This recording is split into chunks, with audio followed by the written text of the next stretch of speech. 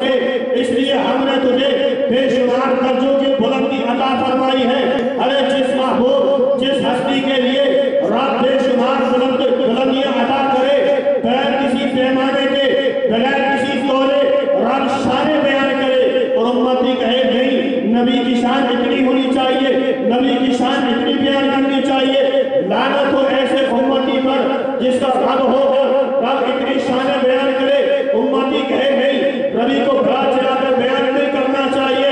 میں بتانا چاہتا ہوں کہ جب ہمارا رب محبوب کی شان بڑا چلا کر بیان کرتا ہے، ہم کون ہوتے ہیں اسے گھٹانے والے؟ ہم کون ہوتے ہیں اسے گھٹانے والے؟ اللہ اکبر۔ لوگوں نے بس ایک آیت یاد رکھی، وہ کون سی آیت؟ قل انما انا بشر مثلکم۔ اچھا پوری آیت پڑھے تو آپ کو معنی سمجھ میں آئے گا۔ یا محبوب آج سے فرما دو میں تمہاری طرح بشر ہوں۔ اچھا آگے نہیں پڑھا، ان کے جو عقیدے ہیں میں آپ کو بتا دوں، یہ سیاق و سباق کو چھوڑ کر ایک لفظ سے یا ایک جملے سے عقیدے بناتے ہیں، عقیدے بنانے کی ناکام کوشش کرتے ہیں سیاق و سباق چھوڑ کر۔ پوری آیت پڑھے آپ کو معنی سمجھ آئے گا۔ کیا فرمایا؟ قل انما انا بشر مثلکم یوحی الی انما الہکم الہ واحد۔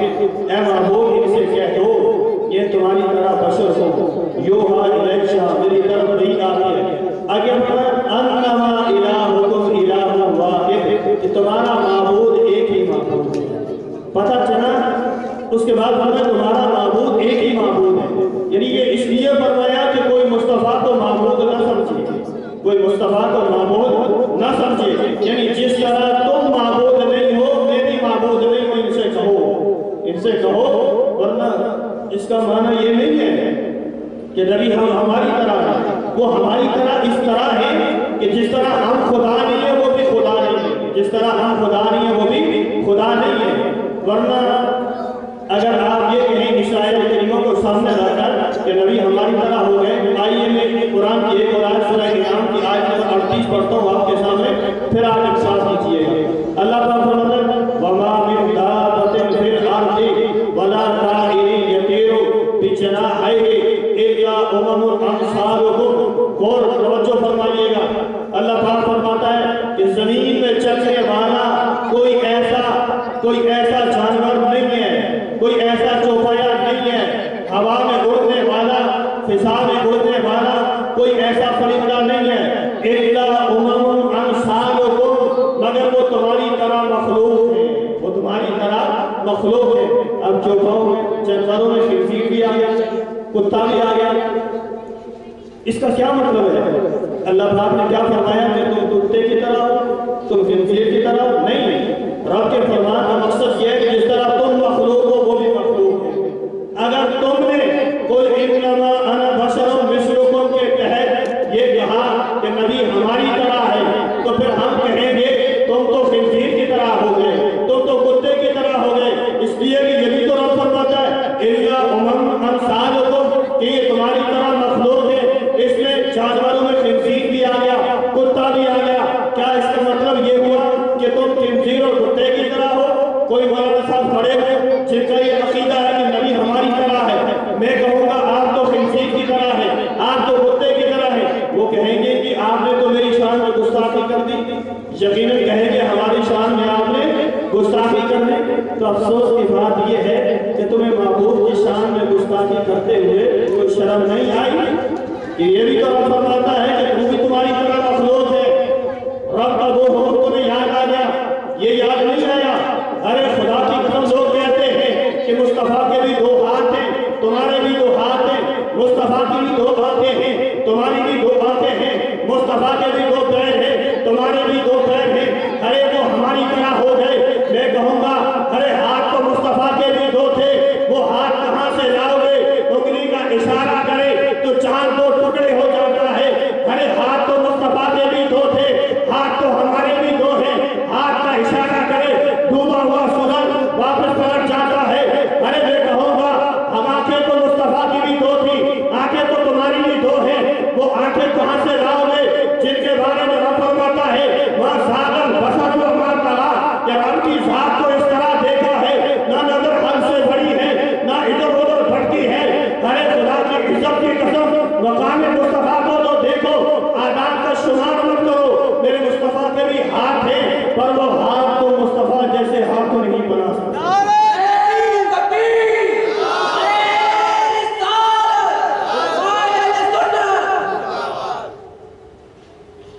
اب دیکھیے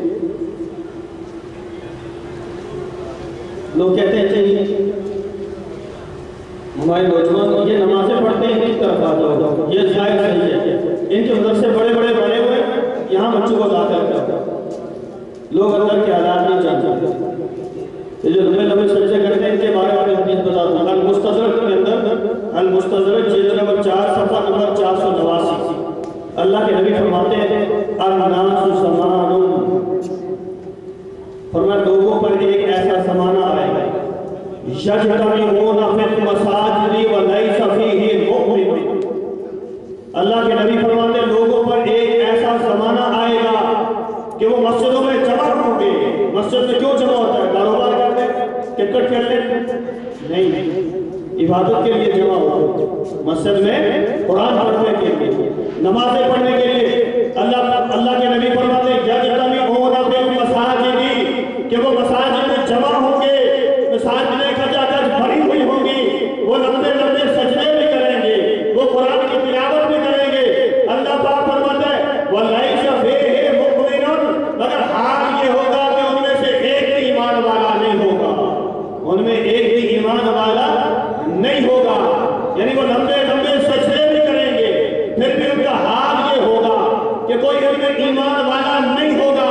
پتہ چلا صرف نمازیں پڑھ لینے سے ایمان نہیں ملتا، لمبے لمبے سجدے کرنے سے ایمان نہیں ملتا، لمبے لمبے رکوع کرنے سے ایمان نہیں ملتا، ٹینٹ کروانے سے ایمان نہیں ملتا، شلوار ٹخنوں سے اوپر کرنے سے ایمان نہیں ملتا، لمبے لمبے روزے رکھنے سے ایمان نہیں ملتا۔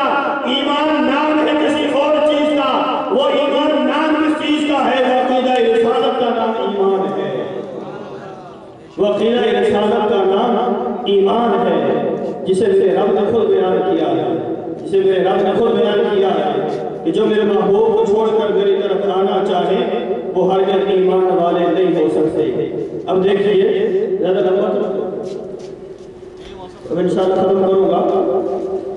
آپ کی ایسی خوشخبری لے کر آپ جائیں، مرد حضرات کی خواتین ایک خوشخبری لے کر جائیں۔ وہ خوشخبری کیا ہے؟ آپ سوچتے ہوئے اللہ کے نبی صلی اللہ علیہ وسلم کو ہم نے دیکھا نہیں، پر ہماری چاہت تمنا بہت ہو، لیکن یاد رکھو میرے بھائیوں میری بہنوں کہ اللہ کے نبی نے آپ کو بھی محروم نہیں کیا، اللہ کے نبی نے بھی آپ کو محروم نہیں کیا۔ آج ایک حدیث سناتا ہوں، اس کو سنیں، آپ کا دل آپ کا ایمان روشن ہو جائے گا۔